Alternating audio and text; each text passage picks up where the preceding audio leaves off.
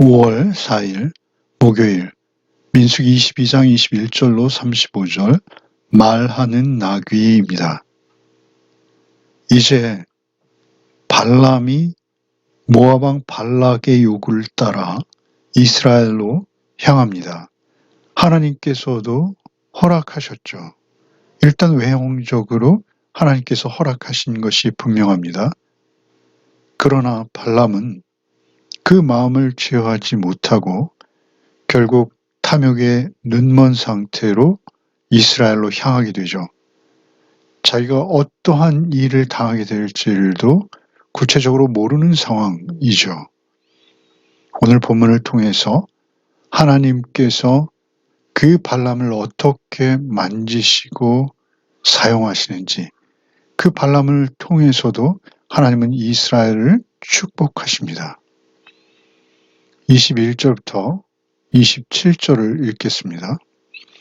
발람이 아침에 일어나서 자기 나귀의 안장을 지우고 모압 고관들과 함께 가니 그가 감으로 말미암아 하나님이 진노하심으로 여호와의 사자가 그를 막으려고 길에 서니라. 발람은 자기 나귀를 탔고 그의 두 종은 그와 함께 있더니 나귀가 여호와의 사자가 칼을 빼어 손에 들고 길에 선 것을 보고 길에서 벗어나 밭으로 들어간지라. 발람이 나귀를 길로 돌이키려고 채찍질하니 여호와의 사자는 포도원 사이 좁은 길에 섰고 좌우에는 담이 있더라. 나귀가 여호와의 사자를 보고 몸을 담에 대고 발람의 발을 그 담에 짓누름에 발람이 다시 채찍질하니 여호와의 사자가 더 나아가서 좌우로 피할 데가 없는 좁은 곳에 선지라. 나귀가 여호와의 사자를 보고 발람 밑에 엎드리니 발람이 노하여 자기 지팡이로 나귀를 때리는지라.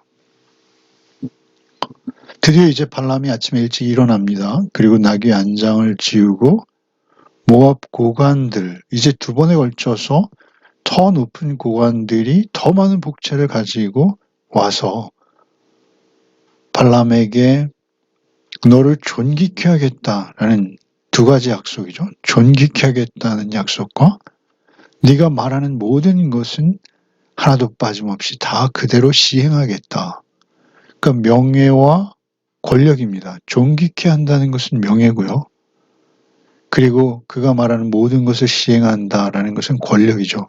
명예와 권력은 모든 사람들의 기본적인 욕망입니다. 그 명예와 권력에 돈이 따라오는 것이죠.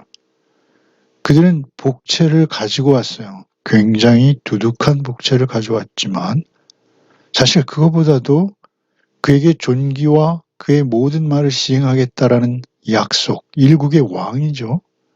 그 왕이 그러한 약속을 한다는 것은 대단한 유혹이었을 것이요. 그 유혹 앞에서 발람은 이미 그 마음이 많이 그쪽으로 기울어 있었다라는 것이죠. 22절에 그가 감으로 말미암아 하나님이 진노하심으로 여호와의 사자가 그를 막으려고 길에 서니라. 그러니까 그가 가는 것은 사실 하나님께서 가는 것을 허락하시지 않았습니까? 그런데 하나님께서 진노하신다 그랬어요. 그가 감으로 말미암아 하나님이 진노하심으로 여호와의 사자가 그를 막으려고 길에 섰다라고 말씀하시죠. 그렇다면 하나님께서 가라 하실 때는 언제고 이제 진노하시는 이유는 또 무엇이냐라는 것이죠. 거기에 대해서 우리는 특별한 설명이 없어서 알 수는 없으나 분명한 것 하나 있습니다. 하나님께서는 우리의 중심을 보시죠. 마음을 보시죠. 발람의 마음이 어떠한지를 하나님께서는 아십니다. 그가 그 고관들을 따라 나설 때 그의 마음에 기대하는 것도 하나님께서는 모두 아시죠. 그가 가서 해야 될 일이 있는데 그것은 그가 기대하는 것과는 정면으로 배치되어지는 일이죠. 그것을 발람은 알아야 하는 것입니다. 그런데 그는 아직 모르고 있는 것이죠. 그래서 하나님께서 진노하시는 것입니다. 그가 감으로 말미암아 하나님이 진노하심으로 여호와의 사자가 그를 막으려고 길에 서니라. 막으려고 하세요. 그 마음 상태로 발람은 갈 수 없는 것이죠. 발람은 자기 나귀를 탔고 그의 두 종은 그와 함께 있더니 마귀가 여호와의 사자가 칼을 빼어 손에 들고 길에 선 것, 나귀가 여호와의 사자가 칼을 빼어 손에 들고 선 것을 봅니다. 본다라는 것은 실제 그의 눈에 들어온 것이죠. 나귀가 그것을 실제 상으로 인식하고 보고 있는 거예요. 결과 그 나귀는 길에서 벗어나 밭으로 들어갈 수밖에 없었다는 것이죠. 자기 주인을 죽이려 칼을 들고 서 있는 여호와의 사자를 보고 나귀는 밭으로 들어가 버리는 것이죠. 그러자 그 여호와의 사자, 칼을 빼어 손에 들고 있는 여호와의 사자를 볼 수 없는 발람은 나귀를 채찍질했다라는 것이죠. 나귀를 채찍질하는 24절에 여호와의 사자는 포도원 사이 좁은 길에 섰고 좌우에는 담이 있는지라 나귀가 여호와의 사자를 보고 몸을 담에 대고 발람의 발을 그 담에 짓누르며 발람이 다시 채찍질하니 이제는 그 밭으로 들어갔던 나귀가 다시 길을 가는데 또다시 여호와의 사자를 보게 된 것이죠. 좁은 길이었고 양쪽에는 담이 있는 그런 구조였다라는 것이죠. 그래서 이제 길을 벗어날 수도 없는 상황입니다. 그래서 그 나귀는 한쪽으로 그 여호와의 사자를 피하는 결과 그 담과 나귀 사이에 발람의 발이 짓눌렸다라는 것이죠. 그러자 발람은 다시 채찍질합니다. 26절에 여호와의 사자가 더 나아가서 좌우로 피할 데 없는 곳에 선지라. 여호와의 사자가 이번에 이제 세 번째죠. 세 번째는 두 번을 피했어요. 그런데 세 번째는 더 이상 피할 데가 없는 좁은 곳이었다라는 것이죠. 그러자 나귀가 여호와의 사자를 보고 통과할 수 없어 발람 밑에 엎드려 버렸어요. 엎드려 버리자 이제는 발람이 노에서 지팡이로 나귀를 때려요. 채찍질을 두 번 했고 이제는 지팡이로 나귀를 때리기에 이르렀다라는 것이죠. 나귀는 계속 보고 있어요. 그러나 발람은 전혀 보지 못해요. 당대의 최고의 술사라고 여겨지는 그 영적인 일을 직업으로 가지고 있는 발람이 여호와의 사자를 못 보고 있어요. 그런데 나귀는 짐승이지 않습니까? 영적 존재도 아니에요. 그런 짐승조차도 나귀를 보고 있는데 발람은 그 나귀를 볼 수 없었다라는 것이죠. 나귀의 행동에 사실은 발람은 좀 더 민감할 필요가 있었죠. 나귀의 행동이 왜 이런지를 생각해 볼 여유도 발람에게는 없는 것이죠. 왜 그럴까요? 그것은 발람이 욕망에 눈이 멀었다라는 것입니다. 그의 영적인 눈이 여호와의 사자를 볼 수 없게 되었다라는 것이죠.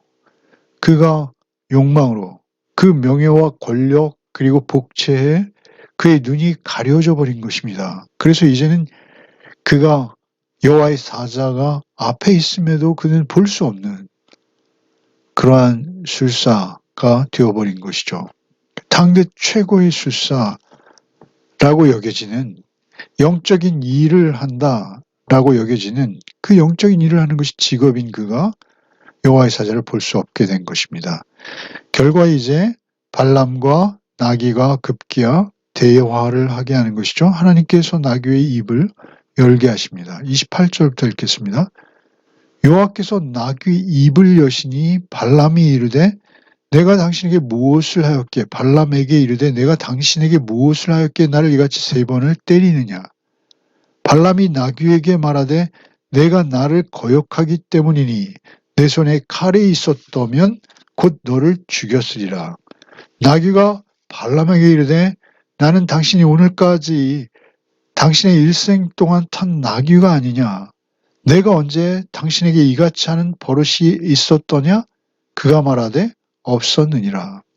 놀라운 것은 여호와께서 나귀의 입을 열게 하셨다라는 것이죠. 왜요? 발람에게 경고하시고자 하시는 것이죠. 나귀의 구조는 사람처럼 말을 할 수 없는 구조이죠. 전혀 말을 할 수 없어요. 그런데 여호와께서 그의 입을 열어 버리신 거죠. 뱀이 말을 하는 경우가 있었죠. 창세기의 하와에게 뱀이 유혹하기 위해서 말을 합니다. 그리고 성경에서 짐승이 사람처럼 말을 했다라는 기록은 그 뱀이 하와를 유혹할 때를 제외하고는 단 한 번입니다. 그 나귀가 놀랍게도 말을 하는 것이죠. 내가 당신에게 무엇하였기에 나를 이같이 3번을 때리느냐라고 항의하는 것이죠. 그러자 발람이 나귀에게 대답하죠. 내가 나를 거역하였기 때문이니 내 손에 칼이 있었더라면 곧 너를 죽였으리라. 나귀가 발람에게 이르되 나는 당신이 오늘까지 당신의 일생 동안 탄 나귀가 아니냐? 내가 언제 당신에게 이같이 하는 버릇이 있더냐? 그가 말하되 없느니라. 일생 동안 탄 나귀라는 것이죠. 하루 이틀 탄 것이 아니라는 것이죠. 그 일생 동안 이런 나쁜 버릇이 나에게 있는 것을 내가 본 적이 있느냐? 나귀가 항의하는 것이죠. 내가 이랬던 적이 한 번이라도 있더냐라고 항의하는 것이죠. 왜 깨닫지 못하느냐? 무슨 이유가 있었기에 내가 이러한 행동을 한 것이 아니겠느냐라고 말하는 것이죠. 그러자 정말 그 나귀는 발람에게 굉장히 순종하던 나귀였다라는 것을 알죠. 그래서 발람이 이러한 버릇이 있더냐라는 그 항의에 없었느니라 라고 대답하고 있어요. 참으로 짐승이 말을 하는 것도 그렇고요. 그 말에 꼬박꼬박 대답을 하는 발람도 그렇고요. 어쨌든 발람이 곧 이 나귀가 당하는 이 곤혹스러운 상황을 발람이 당하게 될 것입니다. 발람도 발락의 요구 앞에서 하나님의 말씀을 따를 것인지 발락의 요구를 따를 것인지 그렇게 곤혹스러운 처지에 역시 발람도 빠져야 되는 상황이라는 것이죠. 사실 이 상황은 발람이 당할 상황을 예언하고 있는 것입니다. 3번씩 이스라엘을 축복하게 되죠.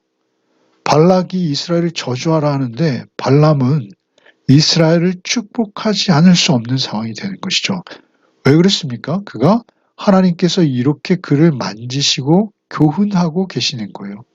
그래서 이 나귀의 이 이야기는 발람에게는 사실 생명과 같은 이야기이고 이 이야기를 통해서 하나님 앞에서 이제 발람이 그 마음과 달리 순종할 수밖에 없었던 이유가 되는 것이죠. 그래서 하나님께서 발람을 준비시키시는 것이죠.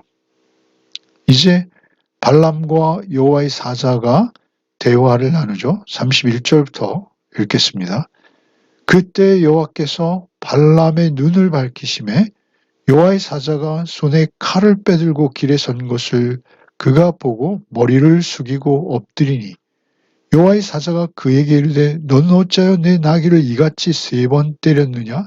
보라 내 앞에서 내 길이 사악함으로 내가 너를 막으려고 나왔더니 나귀가 나를 보고 이같이 3번을 돌이켜 내 앞에서 피하였느니라.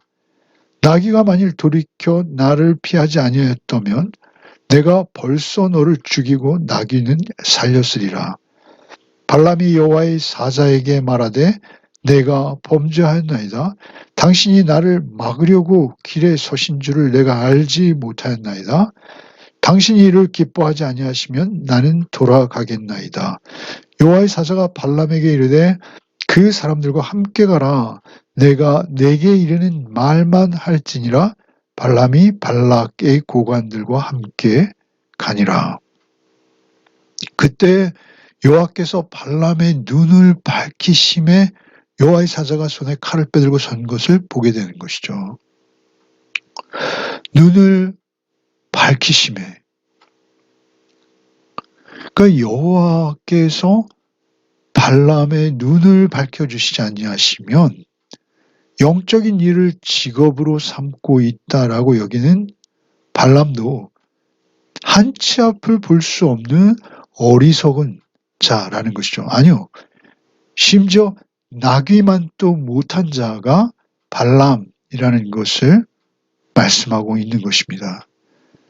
여호와께서 눈을 밝히심에 여호와의 사자가 손에 칼을 빼들고 선 것을 보고 머리를 숙여 엎드릴 수 있었다라는 것이죠.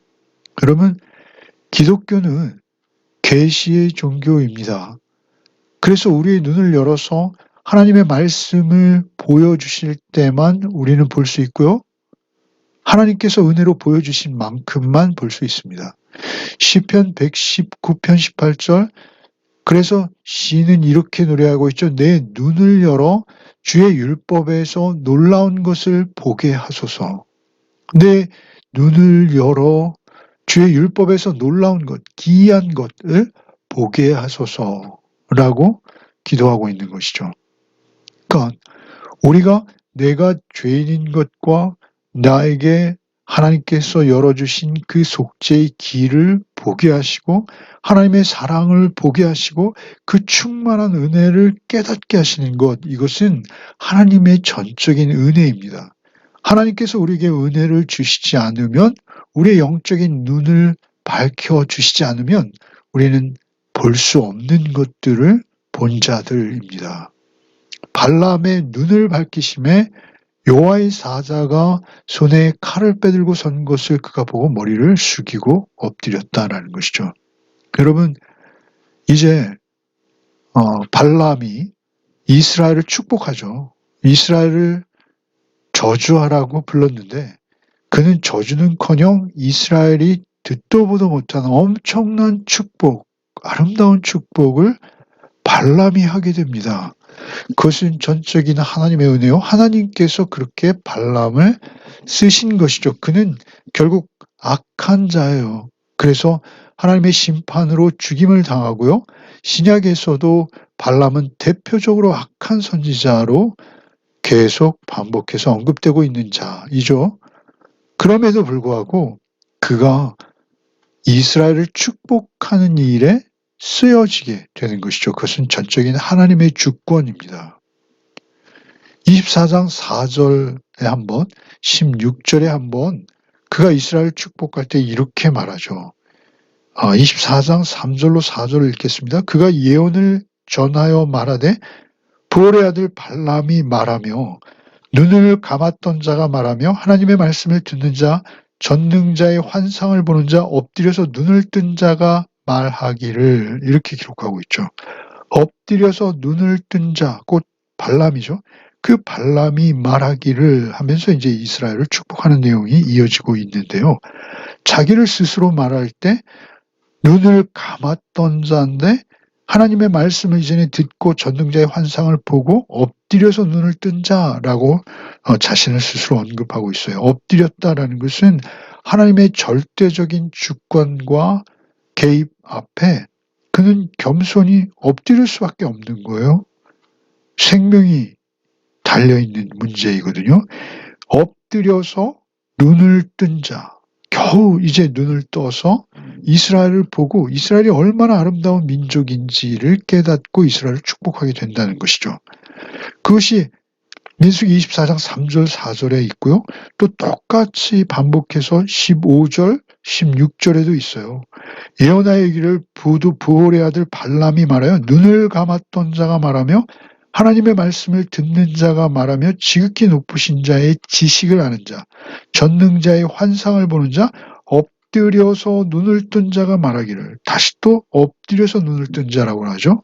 그러니까 하나님께서 강권적으로 그에게 역사하셔서 그에게 보여주신 거예요. 그가 무슨 볼만한 자격이 있거나 볼만한 어떤 권리가 있는 게 아니라 하나님께서 그를 통해서 이스라엘을 축복하시기 위해서 보게 하시는 것이죠. 놀랍죠. 그렇게 하나님께서 보여주실 때 우리는 그 보여주신 것 앞에 절대적으로 순종하며 그 내용 앞에 순복하는 것, 그것이 우리에게 요구되어지는 한 가지입니다.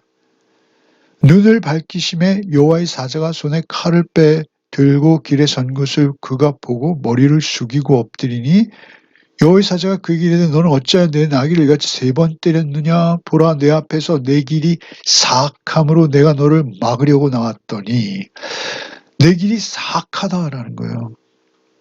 발람의 중심을 보고 계세요. 발람이 지금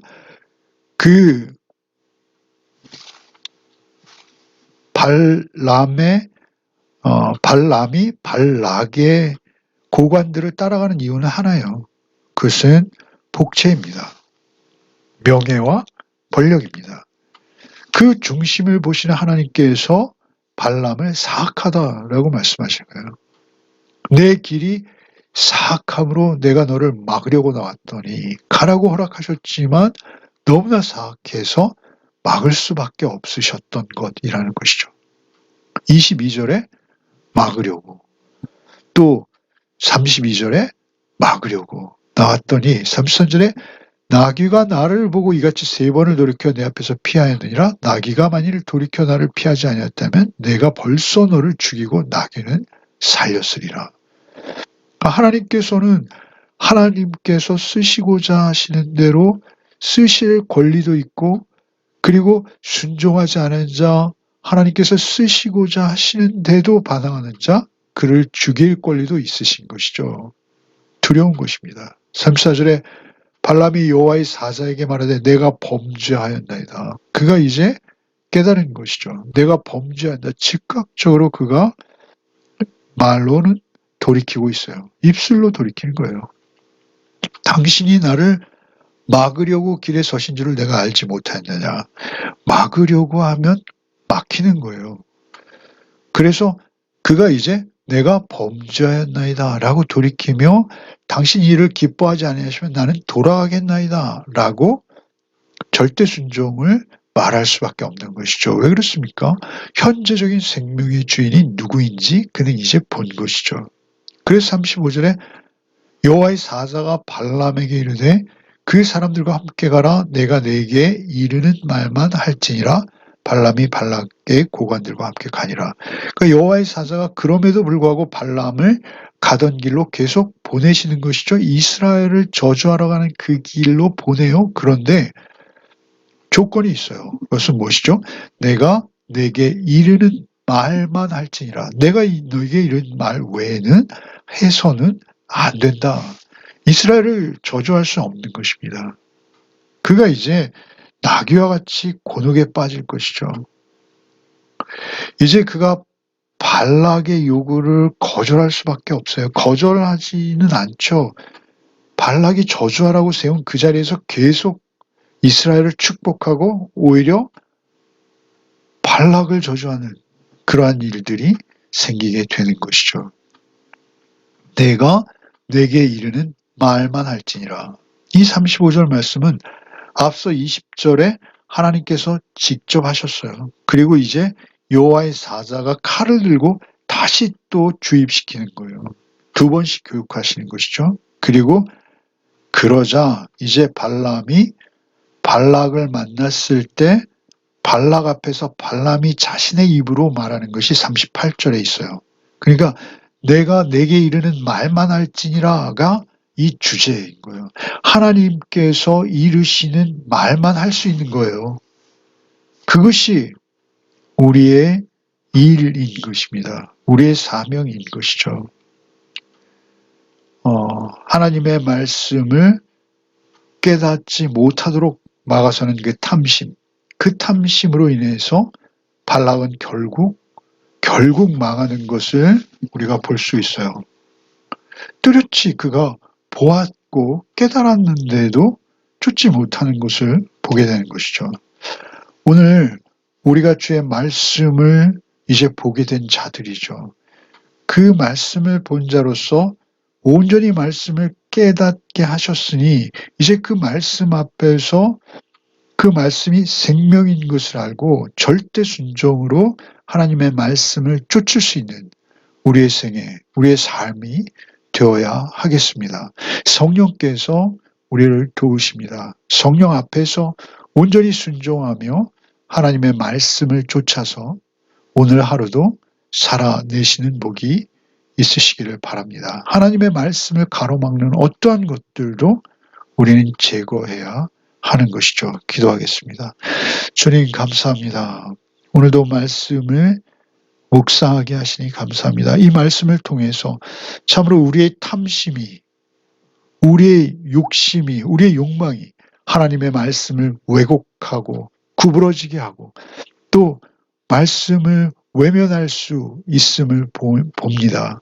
주님 우리를 긍휼히 여기셔서 오직 주의 말씀을 순종하며 그 말씀이 생명임을 알고 그 말씀 붙들고 말씀 쫓아서 우리의 생애와 우리의 삶을 살아내게 하여 주시옵소서. 언제나 주님 앞에 서게 하시고 주님의 말씀을 따라 선택하고 판단하며 말하며 우리의 생애를 살아내게 하여 주시옵소서. 오직 성령께서 오늘도 우리와 동행하심을 믿사올 때에 예수 그리스도 이름 받들어 기도하옵나이다.